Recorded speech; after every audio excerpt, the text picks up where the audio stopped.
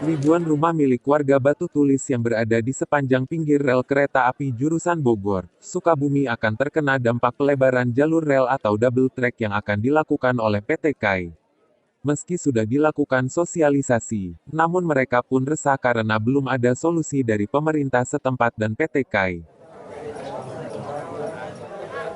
Menanggapi kekhawatiran warga sekitar, anggota DPRD Kota Bogor rencananya akan membantu memberikan solusi bagi warga yang terkena dampak pembangunan jalur rel tersebut. Mereka pasrah rumahnya dibongkar asalkan diberikan kepastian tempat tinggalnya, meski rumah yang warga tempati puluhan tahun bukan miliknya melainkan milik PT KAI.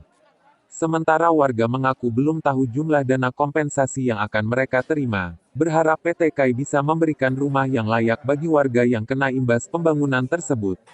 Berdasarkan data dari pihak kecamatan untuk wilayah Kecamatan Bogor Selatan yang terkena dampak pelebaran jalur rel sebanyak 7 kelurahan. Kertamaya ya, terkait dengan rencana double decker yang akan dilaksanakan oleh PT KAI yang mereka terkena dampak dari kegiatan pembangunan tersebut. Kita ingin langkah cepat dan mendampingi mereka dari kekhawatiran-kekhawatiran yang selama ini ada.